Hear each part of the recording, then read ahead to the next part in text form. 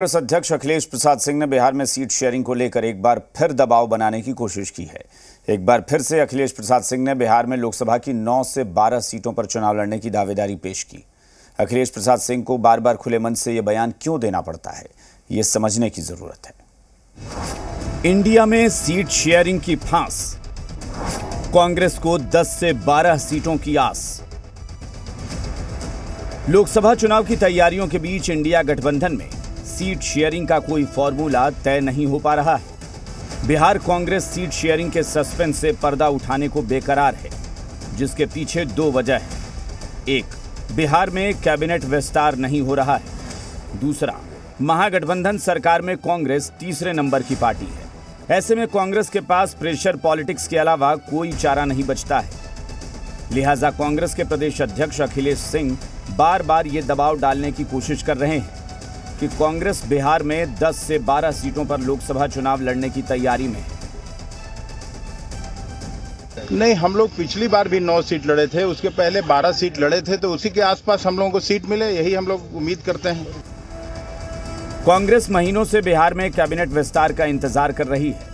पहली बार जब इंडिया गठबंधन की पटना में बैठक हुई थी, उस वक्त राहुल गांधी तक ने सीएम नीतीश से पूछा था कि कैबिनेट का विस्तार कब कर रहे हैं, लेकिन महीनों बीत जाने के बाद भी कैबिनेट विस्तार रुका हुआ है। यानी कांग्रेस कोटे से मंत्री बनने वालों की राह में रोड़े अटके हैं, क्योंकि कांग्रेस कैबिनेट में 2 सीट की मांग करती रही है। अब जब कैबिनेट विस्तार नहीं हो रहा है, तो सीट शेयरिंग का दबाव डालने की कोशिश है, जिस पर राजनीति सुलगी हुई है।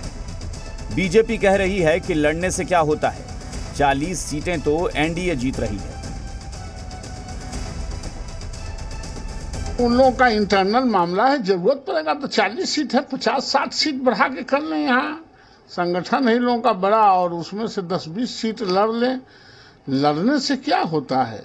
अरे हारना ही न है, लड़ने से जीतना थोड़े है किसी को। जीत तो 40 में 40 भारतीय जनता पार्टी को होगी। बिहार में घमंडिया गठबंधन की स्थिति इतनी बुरी है कि जहां एक और नीतीश कुमार अपनी कुर्सी बचाने के लिए रोज लालू यादव के राजनीतिक दरबार का दरबान बने पड़े हैं, वहीं दूसरी ओर इनके साथी कांग्रेस के प्रदेश अध्यक्ष इस बात को व्यक्तिगत तौर पे कह रहे हैं कि अगर मेरे रहते 12 सीटें नहीं मिली तो कब कांग्रेस को उसका अधिकार मिलेगा।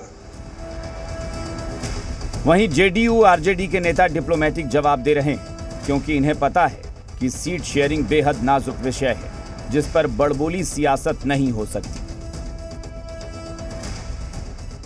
देखिए, नीतीश कुमार जी के भागीरथी प्रयास से इंडिया के रूप में देश के स्तर पर विपक्षी पार्टियों का एक बड़ा और मजबूत गठबंधन तैयार हुआ है, जहां हर पार्टी के शीर्ष नेतृत्व ने सैक्रिफाइस की बात की है। बड़े लक्ष्य की प्राप्ति के लिए इस गठबंधन को बनाया गया है, देश की आम आवाम के लिए।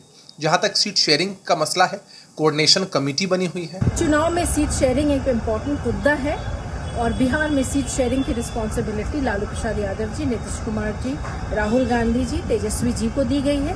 जब सीट शेयरिंग का मुद्दा सॉल्व हो जाएगा, कौन पार्टी कितने सीटों को लड़ेगी, तो हमारे शीर्ष नेतृत्व पीसी के द्वारा सभी को खबर कर देंगे कि कौन पार्टी कितने सीटों पर लड़ेगी।